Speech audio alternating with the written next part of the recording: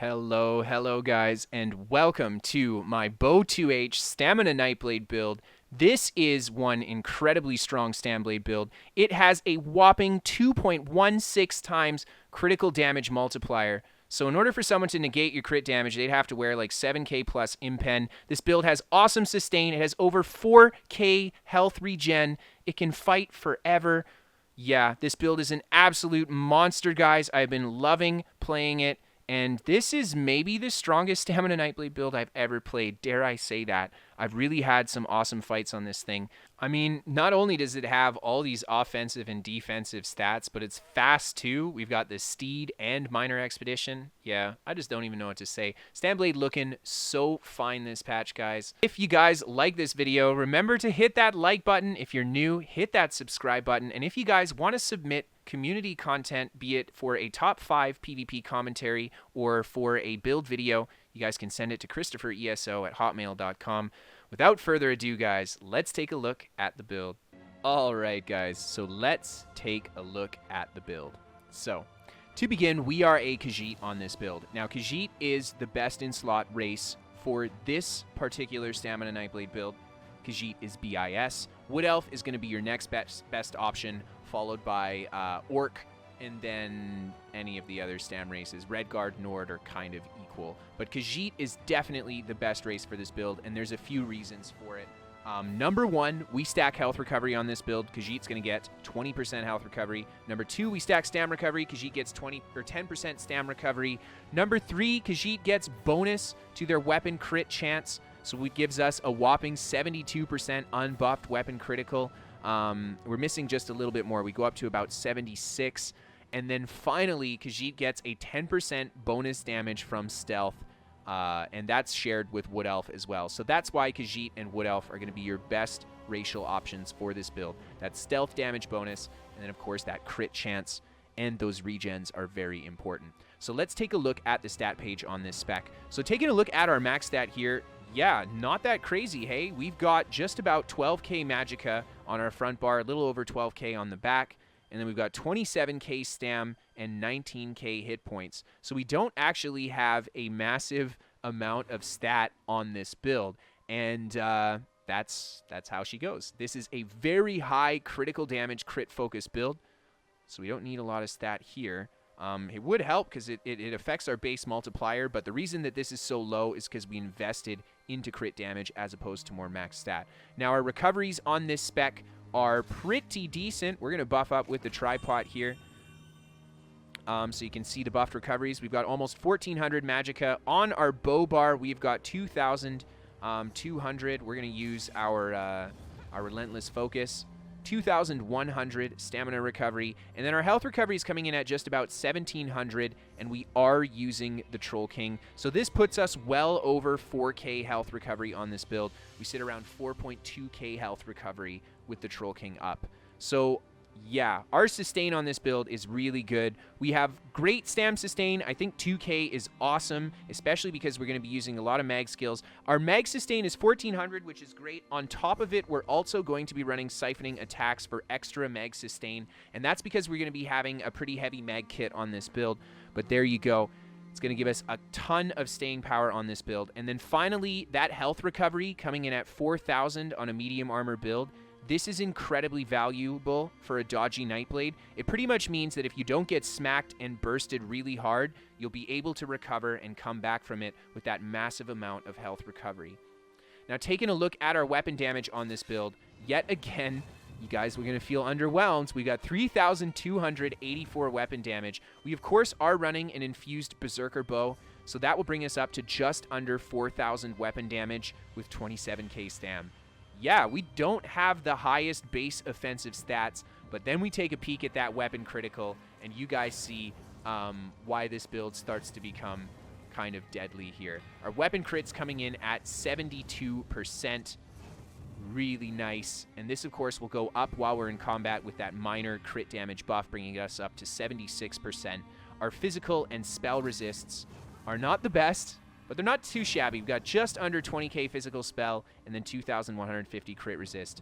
But yeah, the survivability of this build is really coming from the higher regens and that huge health recovery pool. Now, our weapon crit coming in at 76% fully buffed. And we don't get to see our critical damage multiplier on this build, but on this build, we are actually rocking a 2.17 times critical damage multiplier. So normally, you have a 1.5 times critical damage multiplier. So 2.7 or 2.17 means that in order to negate the critical damage that this build does, someone would have to run 7k plus impen. So yeah, no one's got 7k impen on. If they do, then they counter our build hard. And if they don't, then they don't counter our build hard. So there you go, guys. That critical chance and the critical damage is where the damage of this build is going to come from. And something I also want to recommend about the weapon crit is that it increases your chance to crit with your heals as well. So this gives us a very reliable burst on the rally heal because it will almost always be a crit. Now, taking a look at the Munduses that we're running, we have got the Steed Mundus. Very important for this build, movement speed by 10% as well as health recovery. This is going to be really great to help us just push that 4k health recovery value, and the movement speed is invaluable for PvP. And the drink that we're running is the all primary stat recovery.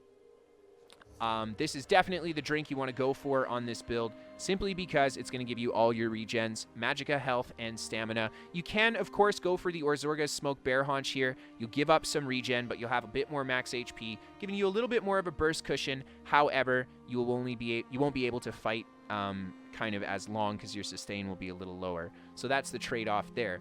And then finally, we are also a werewolf on this build, and werewolf, slotting the ultimate here will give us a 15% stamina recovery bonus, paired with our Senche Bow, which we only run on the back bar here for the stam recovery bonus. And that's how we're able to actually push some pretty sweet stam recovery on this build, just from pairing the werewolf on the back bar. And here you see on the front bar, stam recovery takes quite a dip. So we spend a lot of time on the back bar on this build. The front bar we're only on when we're healing or actively attacking something. So most of the time we go off our back bar stam recovery. So it's going to be very beneficial to have that back bar Senche Bow with werewolf. All right, so taking a look at the gear that we're using, guys, we have got 2 Troll King on to start. We mentioned this set. It's going to be very important for this build. It's going to be a huge part of our survivability and a big reason why we can get away with only using Rally as a heal on this spec, because we have 4k health recovery. It's pretty much like having Vigor up all the time. It's a huge deal. Very strong heal here. And then it's also going to give us a little bit of additional healing done, which is nice, but mostly for that health recovery when our health drops below 50%. The next set that we have is the Griffin set, and I am loving this set in the Murkmire patch. Since the speed changes, this is one of the best ways to preserve movement speed without making huge changes or losing too much damage on your build. Not only will it give us 10% movement speed with the Minor Expedition when we attack something, but we also get the 10% crit damage bonus, and we get weapon crit, weapon damage in the 2, 3, 4 pieces. Really nice for a crit central build like this one, and that's going to help stack our crit multiplier. And then finally, guys, the last set that we're running on the Greatsword is the Archer's Mind, and this is why we hit so hard with our crits on this build. Got max stam, weapon crit, really nice. Increase your critical damage by 5% at all times, and then an additional 10% when attacking from sneak or invisibility. This is a massive, massive damage boost on this build. We hit super, super hard coming out of stealth because we run the Archer's Mind, and we hit way harder than our lower stats would suggest that we do because of this set. And yeah, so let's tally up our critical damage multiplier here. We've got 10% coming from the Griffin set. We've got 15% from the Archer's Mind. So plus our 1.5 base brings us up to 1.75. We get another 10% for being Khajiit, so 1.85. Another 10% for being a Nightblade, so 1.95. And then in our champion points, we get our last little bit of critical damage bonus here, 21% critical damage from precise strikes, bringing us up to 2.16 times critical damage bonus on this build. Yeah, that's where it's all coming from. We're going to be nice and meaty and beefy on this spec, and we are going to hurt people out of stealth big time. And then finally, the last set that we're using on this build is the Senche Bow by itself. Now, if you guys have a Master's Bow, you can definitely run the Master's Bow here and then change out one of these glyphs to a regen glyph. If you don't own a master's bow, the Sensei's bow is perfectly fine, just giving you that big sustain on your back bar and allowing you to still preserve some great damage on your front bar. So we essentially, the master bow on this build is only going to add about 160 base weapon damage when you have your poison injection on the target. So that doesn't make your out of stealth gank stronger. Honestly, it's up to you if you even want to use the Master's Bow if you have it. I think the Sensei with Werewolf is an excellent option, and it preserves your damage with the out-of-stealth gank without making you use that poison injection. So it's kind of up to the user here what you want to use. I think both bows are an excellent choice for this build. And then for the traits on the gear, guys, we, of course, are infused with the weapon spell damage on the bow. Very important because we'll open with our bow into either an ambush or a surprise attack if they're up close, but making sure that we try to open with that bow heavy attack or the light attack for the buff. And then on our greatsword, we have actually gone with precise and the disease damage glyph. Now, disease damage is going to be great because that will crit very often on this build, and it'll hit super hard thanks to our crit damage multiplier. The precise on this build, however, I think is a great option too. Now, we could have gone for Nirnhoned here, and that would increase our theoretical maximum damage, but our critical damage multiplier is so freaking high, I feel like there's a lot of benefit to just having more consistent crits on this build. In the footage, when you guys watch it, you'll see the reason we kill people is because we're critting almost every single time on them. So I think Precise is an excellent option for the Greatsword on this build. Now, we are also running a Greatsword, and if your opponent has around 20k resists or lower, then the Greatsword will be a good weapon to use against them. But if they have 20k or higher resists in PvP, you'll find that the Maul will start outperforming the Greatsword. And this is, yet again, up to the user. I think the Maul is the best all-around choice. I just don't have one. I bought the Greatsword. I didn't want to rebuy it and recreate the weapon, so I didn't. We just keep the Greatsword for me, but I honestly think the Maul would be a little bit better than the Greatsword.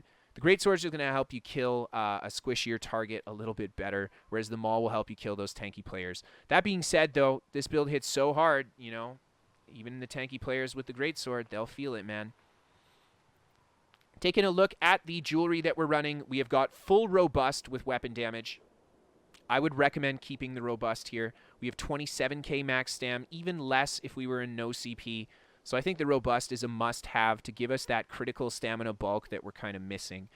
You could go for Infused for more damage, and the build will hit harder, but you really start to play on a low sustain build, then you'd be around 24k max stam, so it's up to the user there. I think Robust is the BIS, and it's cheaper. We've gone with full weapon damage and chance. Like I said, if you run the Master Bow, switch one of these to Stamina Recovery. If you're in no CP and struggling for sustain, you might want to switch one of these to Stam Recovery as well. Your mag sustain on this build is quite good, so don't worry too much. Your abilities and your base regen should help a lot with your potions. The gear, we are running a mix of well-fitted and impen. We have got 3 impen and 4 well-fitted on. I think that's a pretty good spread for a medium armor build. Could take 1 impen off if we wanted for an extra well-fitted, a little bit more sustain, but it's totally up to the user, I think. And then for the enchants on the gear, definitely go with the Tri-Stat Hacky Joes on your big pieces. We need that HP bulk, and we need that Max Magicka bulk so that we can cast our Purge. Past the big pieces, though, I don't think it's necessary to do any more Tri-Stats. Just leave the rest stamina. But, yeah, I know we're cutting that already small stam pool, but trust me, guys, the max HP and the max Magicka is really useful for this build, so I think it's totally worth it. Now, taking a look at the abilities that we're running, guys, on our Greatsword bar, we have got a nice bursty kit, and we will have lower tooltips on this build, so just giving you guys a heads up that our tooltips won't be crazy impressive, but we have that crit damage multiplier. Surprise attacks coming in at a 10k tooltip when we're in our cloak. That's not bad, honestly. For the huge crit damage multiplier that we have, this is going to hit super hard. Surprise attack is going to be our primary spammable. It will stun when we attack from stealth. This is our only stun on the build outside of our ultimate as well. I don't think we need to run extra stuns.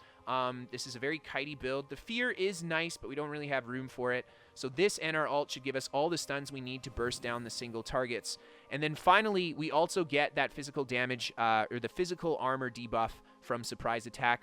Really nice to just help Nightblade bring in more and more burst.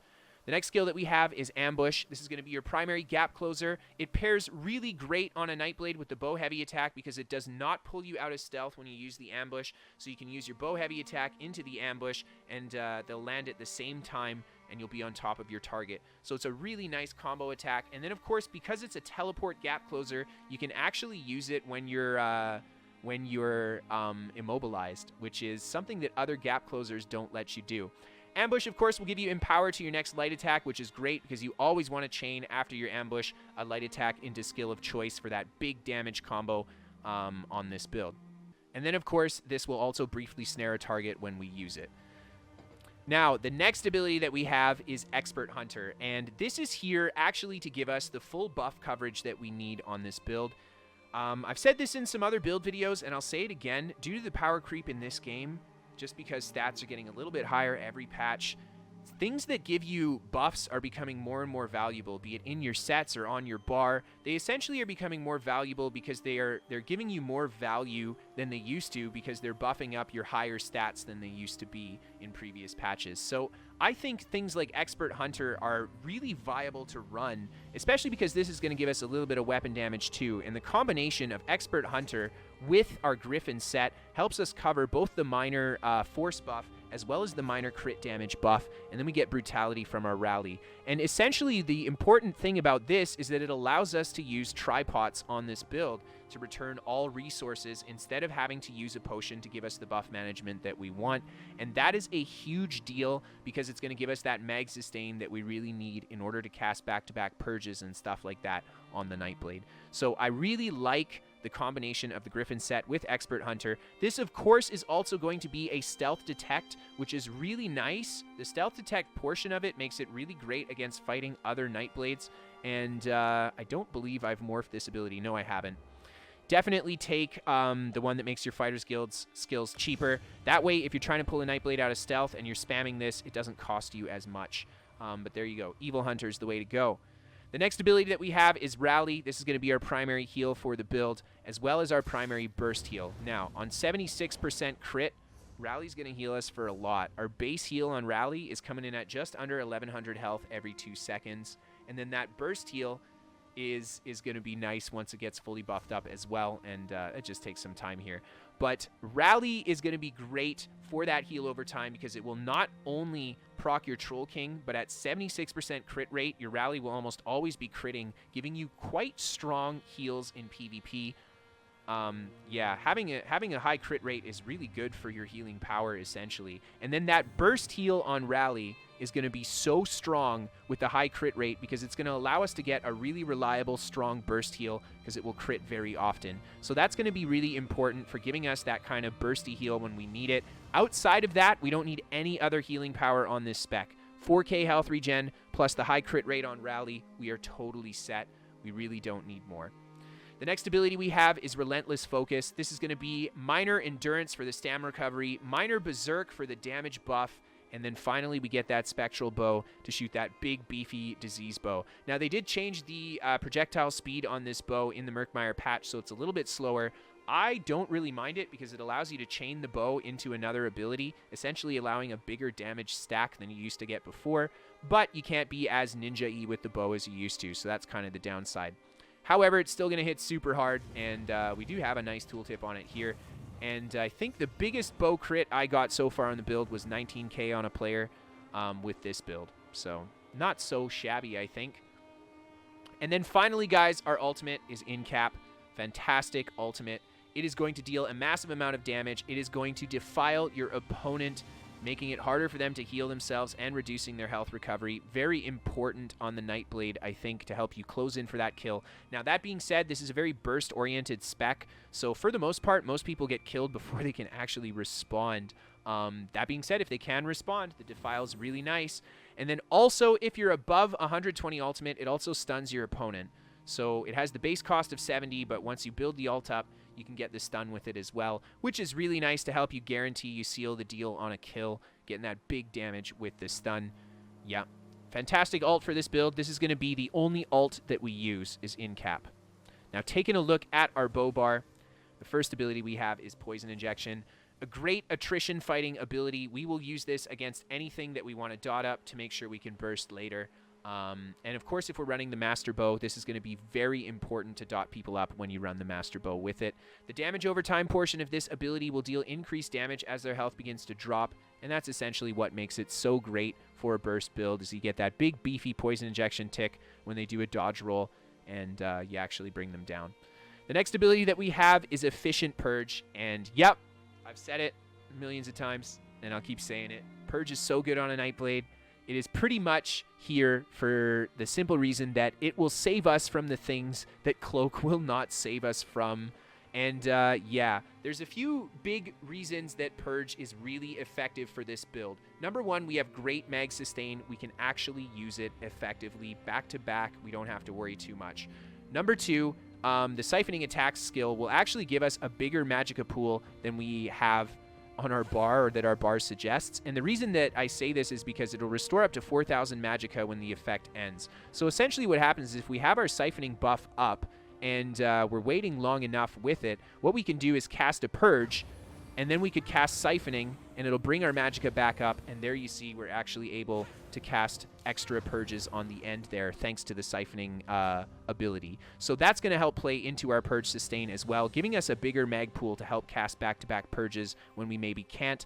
And then finally, this is going to save you from things like Curse. This is going to save you from things like Power of the Light. Those abilities that will pull you out of your Cloak, you can purge them before you enter Cloak, and it will save you from those things. And I can't stress how important that is when you're fighting outnumbered, not getting pulled out by that Curse. You know, that could be the difference between taking a massive amount of pressure and getting away scot-free. So that's why I say Purge is so valuable on the Nightblade. You will not be spamming this, don't worry, but there are situations where this will save you and Cloak will not, and that's why I say you definitely want to run Purge on a Nightblade.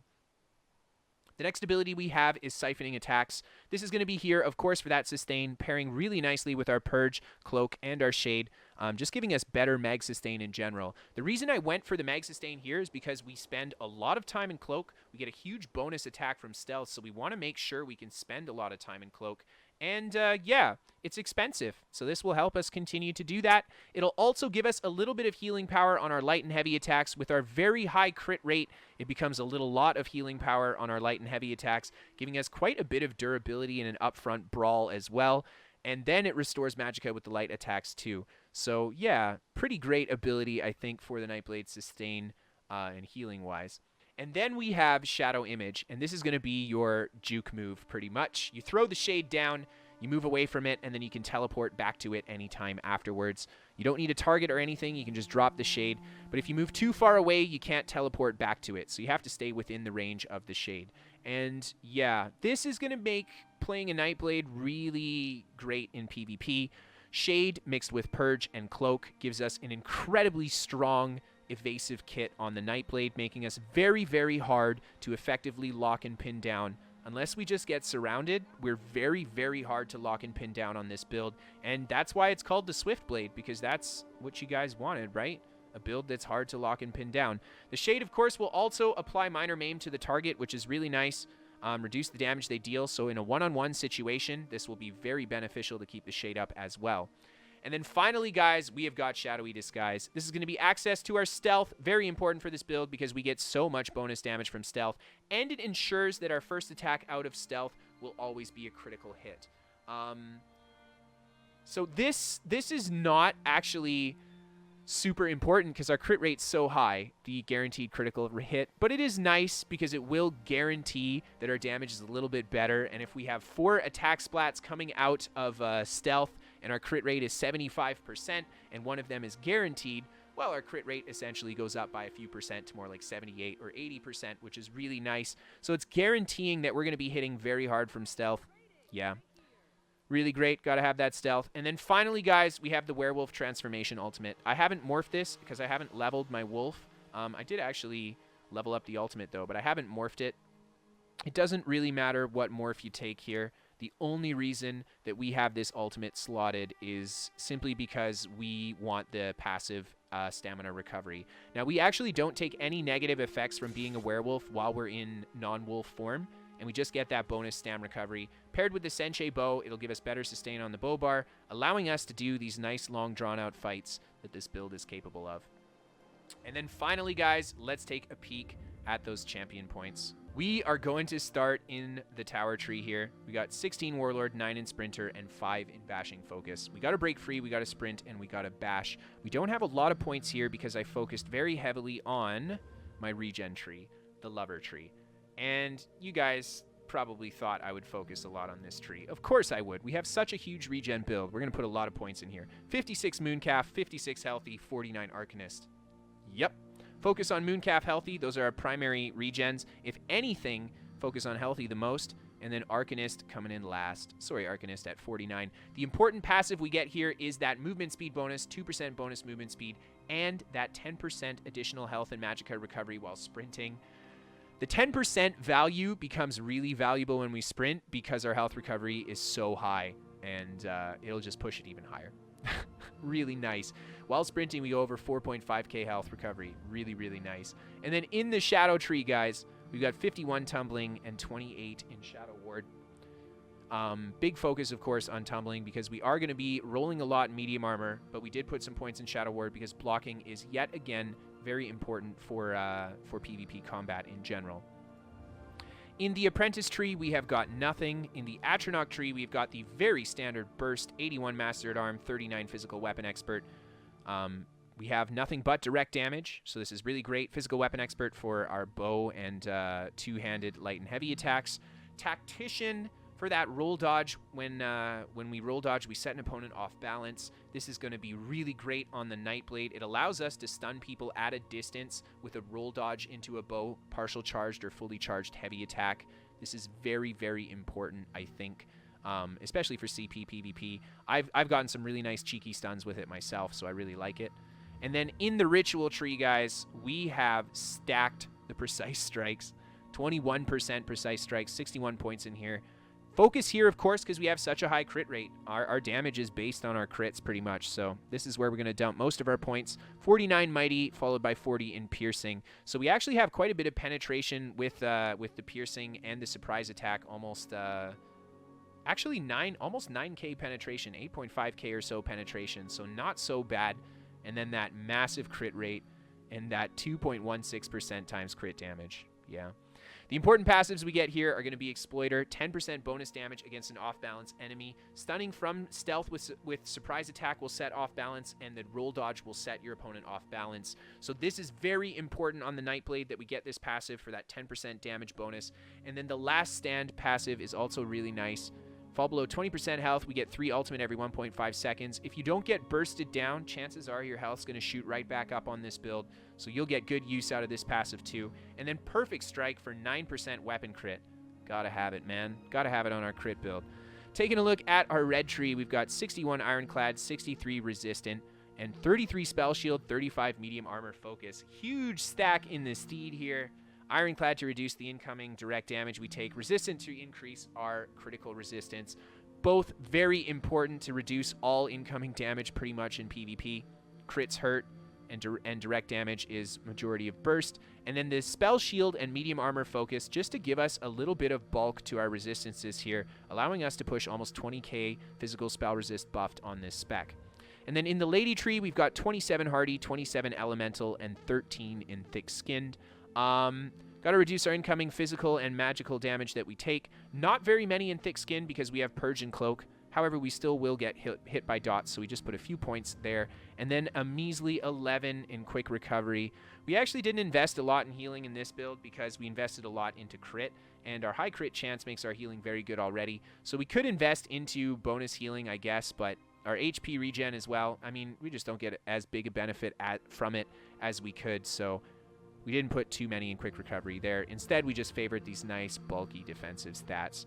And that is the build, ladies and gentlemen. All right, guys. So let's jump into a little bit of some PvP commentary.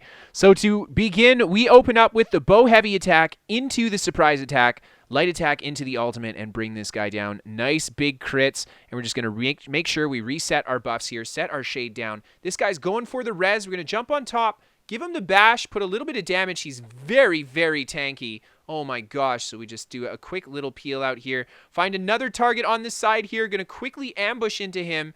Get him with a couple surprise attacks, roll away as we get the last one there, just to make sure we dodge anything if someone attacks us. This guy's going for a res. We just hit him with the heavy attack. End up going for the cloak a little bit early after our heavy attack. Should have waited a second there. Get caught in a bad spot. We set our shade down and then keep on going. Nice fast movement there with the cloak, making sure that we stay hard to detect. Catch this guy here with the surprise attack out of stealth into the light attack, the ultimate. Oh my gosh. Nuke that poor Sork from the side. And we're just going to move around and re-engage. This guy here is just in the Zerg. We end up getting a little bit of lag on that gap close there. So we just do a heavy attack and just bounce right back out. Make sure to reset our buffs here. And making sure to keep up those siphoning strikes going to help us stay in cloak here. That big mag sustain really coming in handy here. As you can see, our very high stealth uptime, which is very important, I think. It's going to help us stay alive with all these yellow too. The yellow are kind of pushing out of the entrance now. They, I think they've kind of flipped the keep here. We find this guy here, get him with a nice in cap. However, a little bit laggy. We're unable to land our last attacks there and unable to shoot the spectral arrow at him. So we just reset back in stealth, redo our buffs here, and we're going to re-engage this guy here. They're running off the side there. They didn't notice us, so we're just going to attack this guy from behind. We get an eclipse here. I make sure to jump, break the eclipse, and then go right back into stealth. And we're just going to come right back around this side here. Go for the bow heavy attack, light attack in cap, put a little bit of damage into this guy. He, however, goes the other direction. We take a lot of players, a lot of pressure from the other players there. We get in stealth, and we quickly direction change through the Dragon Knight to throw him off. This guy jumps on our horse. We're going to go for the heavy attack into the ambush, and we're just going to go for some ambush. The ultimate, she does not get off her horse. She definitely should have got off the horse there. And we're just going to reset our buffs here, showing ourselves for a second to the DK to see if he's going to run in here. But I think he ends up stealthing, or no, I think he went to go res this guy here. There she is. So she just got resed. We're going to make sure to put her right back down again, ambush into her, get the light attack ultimate, and then a bash as well on the end to bring her down. And then we're going to re-engage with these guys here. Reset our buffs in stealth. This guy's going for the res here. He successfully, I think, gets the res, but she does not get up right away, so we just keep pressuring this guy, and he does not have his heals or his buffs on. And we just really quickly tear him down with some surprise attacks. Poor guy. And this player here, I think she ended up just respawning somewhere else. And now we've got this Dragon Knight here. He has a reflect, so we have to be careful of that reflect. We put some big pressure into him there.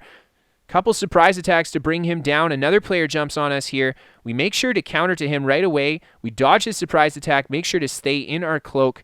And now we've got a few other players kind of coming on top of us here. Little low on Magicka, so I just pull out a little bit to the side here to see if we can spread these guys a little bit.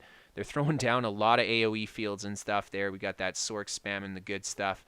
So here we don't get a good opportunity. The pets are just kind of sitting here. Just going to keep being patient, I think. And here we see a player on her horse. Nope. This guy jumps off the edge here. We go for the heavy attack into the ambush. Light attack, ultimate, bringing him down, leveling up our 2H. This girl is AFK on her horse. She gets off the horse, holds block, but nope, wrong place. And now we have got another Nightblade. We get him with the arrow out of stealth here. Hit him with that nice surprise attack. Or hit him again with another surprise attack as we roll cancel, get into our cloak there, making sure to use our purge to remove that mark, get a good bash off on her there. Nice light attack, surprise attack combo, big chunk of damage there. Get the poison injection, and we get hit from the side by a Templar going right into the Radiant. And there you see we actually get nuked down by the Templar in the Draining Shot Radiant combo. GG. So let's move on to the next clip here, guys. We're just going to be riding out from our resource here, and we take a poison injection. Where is he? There he is, and he's in stealth. We both pop each other from stealth. Actually, I pop him. He doesn't pop me. And I get him with the surprise attack out of my cloak there. And this Nightblade actually fights really well. Watch how he plays against this. Very, very good. And there you see, we're just trying to exchange blows with him, trying to make sure to land the poison injection so we can begin the combo here. There you see, we redo the poison injection. He's doing a great job blocking my incoming attacks. We get an awesome counter on his cloak there, and or on his awesome cloak on his ultimate, and we stun him, almost getting the kill. but he retreats back into stealth, and we're just going to reset our buffs here a little bit lower on Stam, as we did go fairly aggressive there. And he goes for the fear here. We can break it, but we just wait it out. Want to make him spend some resource if he's going to make me spend some, and he does not, so we don't spend any. And he ends up poison injection, re-engage. We purge the poison injection right away. The reason I purge it is because in a more difficult one-on-one, that dot could be the deciding factor on who wins it. As you saw, we dropped him to like 1%. If we had the injection at that moment, he would have died. So there you see we get a great stun. He goes for the mark. We purge it, go into our cloak, and stun him coming back out. He gets an awesome counter stun on our aggression there. Really good play, and we roll through his rune, so we take some damage there. Another player jumps on top of us here. He ends up quickly sprinting off, so I turn around to go fight this guy, but I think he's had enough of the one-on-one, and he played really well, so great fight to this guy. That is not... he's lower rank on that Nightblade, but I guess I'm lower rank too, and I've played quite a bit of Nightblade, so he played really well. Now we got another player coming in here. This guy does not get off his horse. We just hit him with a few ambushes. Still not getting off the horse. Finally gets off the horse, and we just hit him with the surprise attacks and take him down. Yep, should have fought right away. We got a DK coming up here. We try to pop him out of stealth because I'm not really sure what class he is.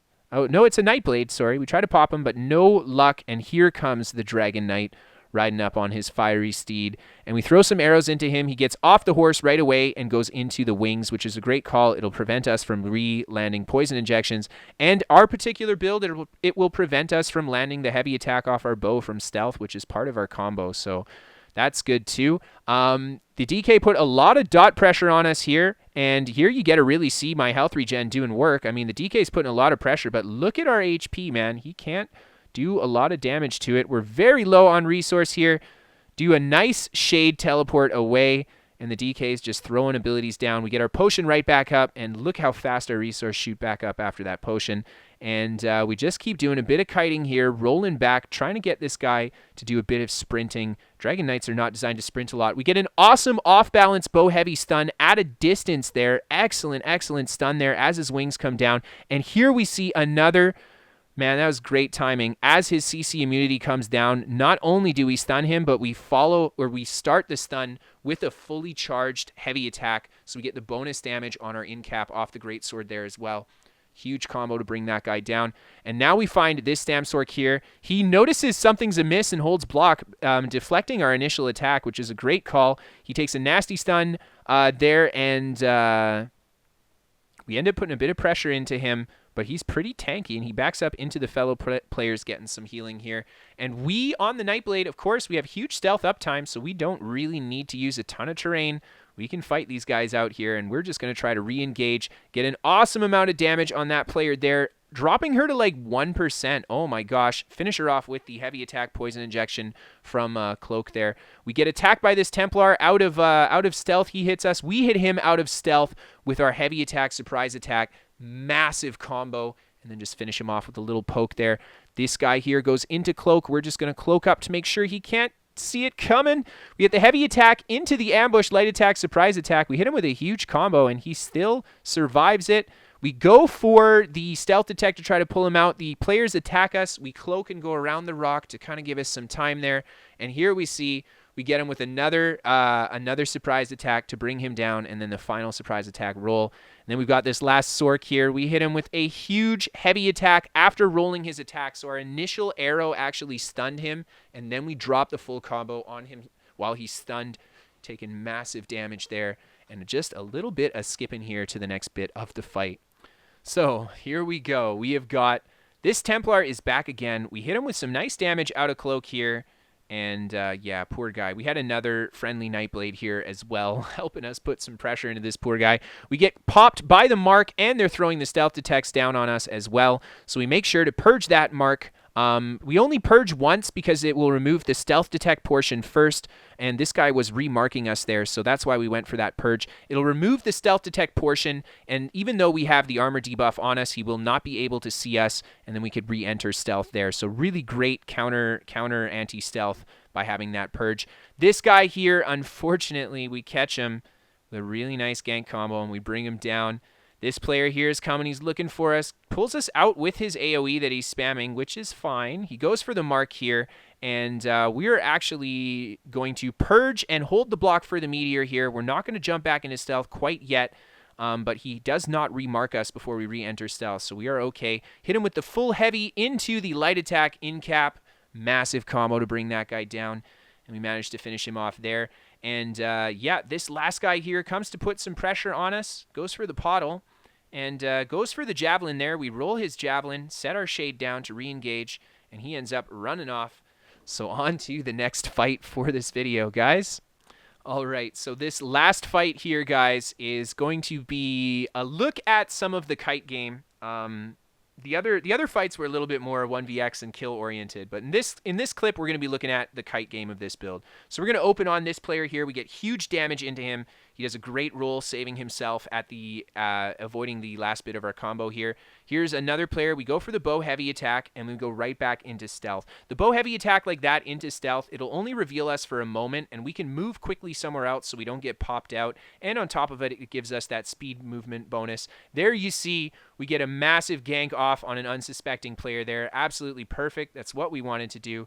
And we just get back into stealth here, making sure we change directions as we re-enter stealth. I cannot stress that enough on a Nightblade. You want to change directions. Here, this guy's going for the res. We bash him into the in cap. 10% bonus damage off the off-balance bash there.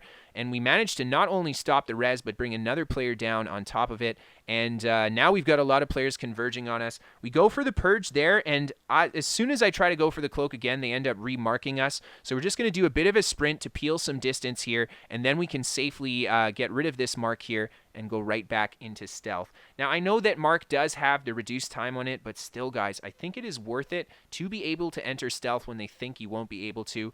We go for the gank on this guy. He actually rolls our initial gank. Great guess on the roll there. Really nice.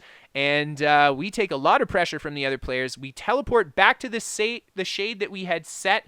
And now what we're going to do is after that purge and the teleport, notice how we did go for the purge, making sure that mark won't pull us back out of stealth. We can actually pull away from these guys here. But here we're getting remarked by the players. And yeah, we're back in trouble again. But our resources are at least full. And we will have a pot coming up in about half a minute. So we should be okay. We get the last bit of the mark removed there. Here comes the warden around the corner. We got a Templar on our tail. Health regen, saving my bacon here. We're taking quite a bit of pressure from these guys. We're making really good use of our shade here, making sure to constantly change directions. It's going to be very important to staying alive. Here we see another shade reposition, and we actually managed to pull the stealth here, and we have no marks on us. So we actually managed to get out safely yet again.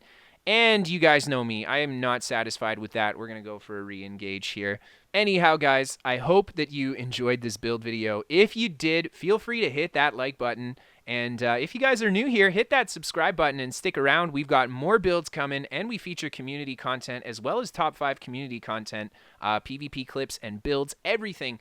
So guys, check out that channel. Check out my other videos if you guys have not. If you want to submit clips or builds to be featured on the channel, you can send them to CristoferESO@hotmail.com. And then finally, guys, we play live on Twitch. So come join us on Twitch if you want to see some live gameplay. And we're sponsored by What the Fast. They're a VPN for gamers. They give me about 30 to 40 better ping on average to ESO. And they're totally free to try. No credit card to sign up. Have a great day, guys. Thank you so much for tuning in, and I hope to see you next time.